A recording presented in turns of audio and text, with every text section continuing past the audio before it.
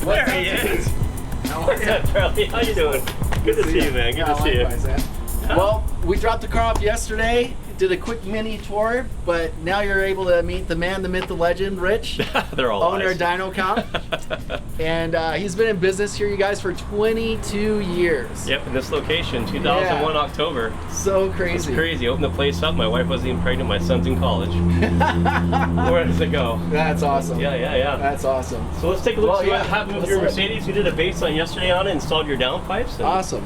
Yeah, how did the baseline go? pretty good.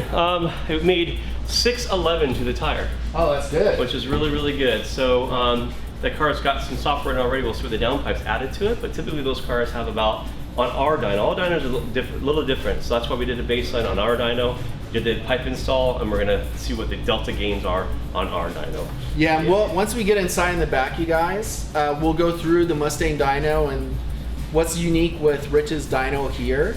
And Actually, our dyno, we have a Dyno Dynamics dyno. oh, I thought it was a Mustang. It's not a Mustang. Oh, there so you it's go. a Dyno Dynamics dyno. It's from Australia. And ours reads a lot like a Mustang though, a little bit lower than most. Dyno jets tend to read a little bit higher, and I can explain all that to you. Yeah. Dyno jets in an inertia dyno has a known mass. It calculates horsepower based on the rate of acceleration of known mass. Our dyno has eddy current loaders that actually loads the car, and it puts a little bit more thermal load on the engine through the entire power band evenly. Yeah, where a that's dyno jet will have a lot of load down low initially. Once it gets that big drum up and spinning, then it's just kind of a free spinning run up top. So they tend to throw a little bit higher numbers. Oh, that but makes sense. But you can't tune on them because they don't give enough thermal load up top in order to tune in the right load cells. Right. So they're made for just getting numbers on a car, but you really can't effectively tune on them. An eddy current load dyno like we have, you can actually tune on, Good point. which is pretty unique. That's why we are. Then you have to have that. Yeah, to be Right. a legitimate tuner, you need to have a dyno that's had eddy current load or some sort of load can capability. truly tune on. Whether it's a water brake type dyno or a hub dyno has a water brake, those things take an hour to set up. We can Yeah, have a I car didn't on even a- realize that. Yeah. So Yeah. I can explain all that to you when we get back there. But Yeah, we got a I love baseline, and our dyno has on your car about a 12 to 15% powertrain loss factor. The new cars are pretty efficient. Some of the older manual transmission cars, like a GT500, or maybe even an older Mustang manual trans, those cars are 22, 23% powertrain loss. Yeah, it's crazy. So these newer cars with the DCCDs and the multi-clutch transmissions and all that kind of thing, they tend to be a little more efficient, and they can transfer power through the drivetrain a lot more efficiently. Will these that days. titanium The drive- DTC transmissions. Yeah, so will that drive shaft being carbon and stuff also Yep. help reduce that Yeah. percent loss? Yes, rotational mass. Yeah. So if you think about even the set of wheels you put on a car, if you can scrub a pound off a set of wheels, Yeah. it's tremendous. Or rotors and Yeah. So yeah. sprinting from 0 to 60, you have less rotational mass to turn and less rotational mass to stop. Yeah. So that little bit of weight loss on a wheel is Big. tremendous as far as unsprung weight they call. Yep. That's a big difference. Same thing with the drivetrain. Yep. So if you put a lighter wheel on the car from the dyno, we can actually dyno it, and it'll show differences in power to the rear wheel because of less rotational mass and less unsprung weight. Yeah, so Same thing cool. with the drive shaft, all those different things Yeah. make a difference. It's like road bikes and having carbon wheels compared to Yeah. So- We've had some sport utilities come with stock wheels on them, right? And we'll do headers, this and that. And then they'll come back later for a tune, whatever, and they put 22s on them. And we'll put that down, and like, oh my God, well, we can't. It's totally different. The thing's can't down like compare. 30 wheel horsepower Yeah. because you put 22s on these, Yeah. these boat anchors compared to the stock wheels. So that kind of gives you an idea, though. Yeah, how it makes works. sense. Yeah. And so the car for the 611 wheel, you guys, is a stock GTR, stock tie exhaust that comes from the factory. The only thing that was done by RENNtech was the tune, which you could buy their tune package. And then we did the blow-off valves when it was at RENNtech as well. And that's really it. So today what we did, Rich put on the RENNtech going from 400 cell stock cats, so 400 cells or 800 cells, down to 200 cells for the downpipes, and you have the O2 sensors, and then we have the really just straight pipe through there through RENNtech instead of the secondary cats. Yeah, so you were dealing with a less dense catalytic converter, a 200 cell per inch, as opposed to a 400 cell factory. There's 2 per side. So now we have 1 per side, and it's 200 cells as opposed to 400 cells. Yeah. Actually, I think the factory ones I need the 800 silicon patch lance. Yeah, which is crazy. Yeah, yeah. So we to should see think it about improve yeah. flow dramatically. So I don't know. Let's see what it does. What's your guess? I'm thinking 20 to 30 wheel horsepower. Wow. Something like that.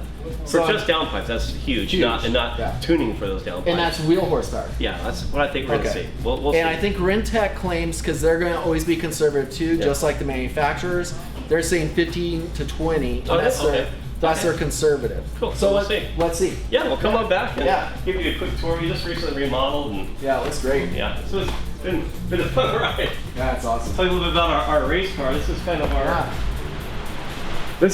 our our heritage here. This is a car that we've campaigned in the Time Attack Series, GT Live Series. I've raced Tarzan, Yamada, Campbell, Travis Pastrana, all the hot puts in this car over the years. We had sponsorships from Subaru of America, Nitto Tire, Motul, Cosworth Engines. So about 3 years ago, we tore the whole car down. We boxed in the entire chassis with chrome moly, a roll case. So it's all boxed in now. Full Motec M1 sequential transmission.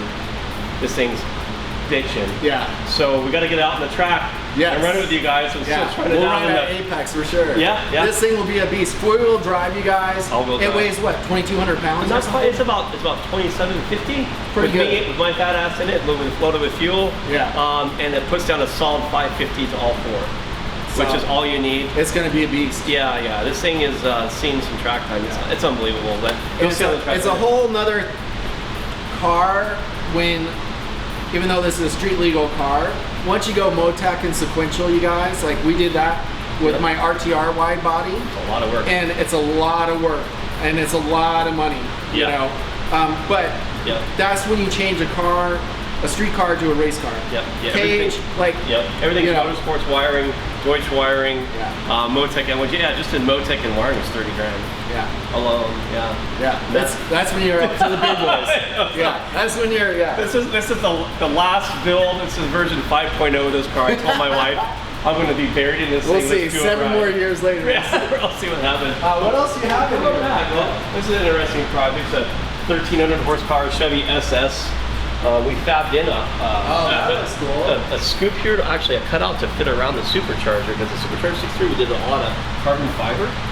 We riveted it in and everything, and we actually make another trim piece here where the intake is actually going to seal to the bottom of the hood. So yesterday morning when I dropped this off, you guys, that was just a bare hole, and then these will obviously, so you guys know, come off. Yep. But yeah, it looks really, really good. Yeah, we can fabricate anything here. We have a 3D printer. We can prototype things. We have water jet. We have all kinds of different things. So anything we want to make, like everything we do on the car, we fab in the house. That's awesome. Yeah. And of course, you guys just did installation of the exhaust on this. So this was a standard package Porsche with the spoiler that comes up. So we did the full factory Porsche Aero package on it. So we ordered a new deck lid, spoiler, the rear bottom piece. And all OEM Porsche factory parts. Porsche. Yeah. About 15 grand just in the parts pre-paint, or not painted. You got to paint everything, install. Then we did a full exhaust, software. This car picked up, and this is a base Carrera, not the Carrera S, not the turbo. It's a base Carrera, which are twin turbo now, of course. It picked up over 100 wheel horse, 150 pound-feet of torque. Dang. Between exhaust and software on this. That's crazy. Yeah, a lot of potential in this car. So what is that running wheel right now? I'll have to look up exactly. Stock, it was about 380 to 400 wheel. We're up to 500 wheel now, and about 550 torque. About 550 torque. Difference. So it's about the power that the base turbos are at when you buy a turbo, like a turbo car, not a turbo S, but a turbo. So it puts out about the same with this package. Yeah. Tell everybody about your GTR. Oh my God. So this thing will make you scream like a little girl. This is 1,500 horsepower. It's a 4-1 stroker. It's got CNC ported heads, cams. It's got 2,000 cc injectors. It runs 3 brushless Veyron fuel pumps in it that are variable speed. It's got the Chef's Extreme transmission in it. It runs 34 pounds of juice on twin 35Rs. 1,500 wheel horsepower. 60 to 130 in about 3.2 seconds on street tires. Dang. Yeah. And what are you running for tires? The R888s. Which are great. Yeah, it's all-wheel drive. Yeah. I was gonna put some slicks on. I'm afraid to break it. Not the transmission, but the drive shaft, and possibly the differential if I'm a little worried about it. So I don't mind a little wheel spin on it. Yeah. But it revs 8,300 RPM. That's crazy. It's crazy. Yeah. It sounds like a Hayabusa. Yeah, if you go to Dyno-Comp social media, you'll see he'll post some videos in Mexico doing some pulls, so pretty cool. Yeah, so pretty cool. It sounds amazing too. If I can get it to hook, I mean, on a decent hook, it's about a 2.40 to 60. On a good hook, it's about 2.2. Quarter miles in 890s, 880s. Yeah, it's, oh my God. And I drive it every day. I go to work today. Yeah, and it's a daily driver. Yeah. You think if you look at a horsepower car 10 years ago and say daily driver, they tell you you're lying. Yeah. It can't be done. It can be done. Yeah. So let's get down to business. Here it is. Here's your RENNtech GTR. Gotta love it. Yeah, we got this thing all strapped down, ready to go. Got it in dyno mode. Let's take a look at the baseline here. Yeah. So go ahead, Brian. Yeah, so this is what we got for torque and horsepower. So we're 611 wheel horsepower and 639 torque. So we'll get a couple runs and we'll be able to actually overlay the after run and see what the gains are. All right, let's do it. Yeah. I'll tell you a little bit about our dyno. We have a really special setup here. Nobody in the valley, let alone anybody I know in the US, has a setup like this. So aside from these little fans that most people use, we don't just use these. This just gets some air in the car. But we have a system here that pulls in cold air from the shop as air conditioning, and it compresses it at the top, and it brings it down the backside of this wall and blows out here at 60 miles an hour.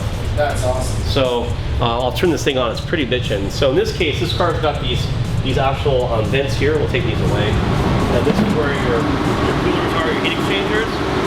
So these things like pretty crazy. I mean, so we can actually direct these vanes down in this area here, so we can pick these and move these down here and actually direct the flow right into your heat exchanger. Yeah. Oh, no, that's tremendously. Yeah, so we're gonna set this up and get it where it needs to go. Right there. Beautiful. Check this out. That's it. Alright. We're ready to rock. Good luck, buddy. Yeah.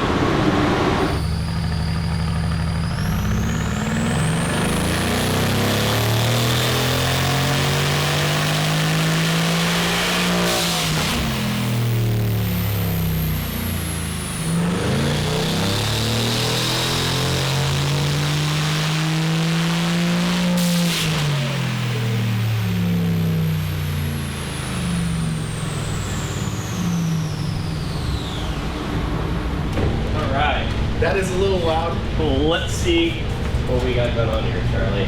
Oh, that's good. All right. So, let's take a look. This is your horsepower before, your horsepower after, torque before and torque after. So you look at the red and blue lines. All the red is your pre-dyno, your blue is your post-dyno. And these are your deltas in horsepower and your delta in torque. So we're looking right about 19.5 wheel horsepower and right around 24.5 wheel torque. So you were right. Right on point. You were right on point. On point. I mean, so RENNtech's claims as far as their downpipes, those high flow casts, is right on the money. Yeah. Well, they've done a ton of them. Yeah. And that's good. I'm really happy with that. 630 wheel. What's the conversion to crank? If you take 630, your car is right around. We'll do a conservative on like 13%. These have pretty low powertrain loss. So you've got 630, and this is a quick way to do it, times 1.13, or 711 horsepower. 711 crank. Yep, and torque is, this is where it's going to get you. This is why this thing wouldn't hook on the dyno. It's got so much torque. Yeah, our first couple of runs, you guys, 750 pound-feet of torque on it. It was just spinning, so we had to run like 3 runs to get it to actually. I had to put the tires down to 19 pounds and put some traction treatment on the dyno blades. Yeah, it's crazy. Yeah, these things are pretty light in the back too. And it's warm. It's about 100 degrees. So you guys know too. This is important to know. It's August 31st. It's probably 100 degrees in here. We have cool air blowing in, which is good, which will help for doing it during the summer months. But it still has to have a play in it. And so that's a really solid number for us. You're going from the stock car running 575 range for a stock car crank. Then you're going to doing the RENNtech tune and blow off valves. That ran us to about 610, 611 wheel. And then now with doing their downpipes, their exhaust setup, and you're still keeping the rest of the titanium exhaust, the muffler and everything, which you'd be crazy to take out because you have the ability to use the muffler or go bypass, which the bypass actually runs it through all of it, and getting 630 wheel or 711. That's a lot. Engine horsepower compared to about 5. They sandbag these cars a little bit. They're right around 580. They're conservative. Yeah, so I mean, you're looking at 120 wheel horsepower, or 120 crank horsepower, just with the tune and down. Because the guys at RENNtech said when they do their baselines, usually without touching it all stock, are usually around 600. They've seen up to 612 stock sometimes. When they convert back to engine horsepower or wheel. Right. When they do engine. So 574, they'll go to 600. Yes. So Mercedes is pretty conservative on these cars as far as what they claim for horsepower. We've seen them throw down, gosh, very near what they claim wheel horsepower. Yeah, because you do 63s. Engine horsepower to the wheels. It's pretty crazy. Yeah, he does the AMG 63s, you name it, which is pretty close power plant. Another thing to know too, in Arizona, we're running 91 octane. So 91 octane is uber conservative. I want to have it so I can go any gas station, and it's going to be running normal anywhere I go. And if I go to California, 93, that's going to help. And then if we do race fuel, like so this is on 91. Right. So these cars are very adaptive. They actually learn up as far as timing adaptations for peak torque, and they actually sense knock and knock pressure and keep adding timing if they can. So right now you're just on 91 octane pump gas. We call it fruit punch out here. It's literally 90 if you're lucky out here in Arizona. But if you threw 3 or 4 gallons of race gas in here, 100 octane, and mix with 91 and got a 95 octane blend, 1 degree of timing is 10 to 12 horsepower. That's so These crazy. things will learn up easy on 95 octane, 3 to 4 degrees. On octane alone on this car will pick up 40 horse. That's so crazy. Yeah, easy. So if we do that, we'll run 670 wheel, and that's just putting fuel in, different fuel. It'll make a lot more. I'm happy. Yeah, very good. And Rich has done these cars up to 800 horsepower, which is super easy to do. So if anybody's considering it, I've had a lot of success, so has my friends with Rich. Thank you for everything you've done for us today. Well, appreciate it. Super pumped. Yeah. Exactly what we thought it is. we'd end up with. Right on the money. Yeah, and that's it, brother. Yeah, until next time. Yeah, thank you, man. It's good Appreciate to see you. it. Good to see you. Yep. All right, you guys also follow, subscribe on social media. We have our YouTube channel, we have our Instagram, so does Rich with Dyno-Comp. Just look up Dyno-Comp. Yep. And Facebook, Instagram, pretty easy. Yep, easy. It's this one right here. All right, you guys, thanks for following us. We'll see you next time. Yep. See you later.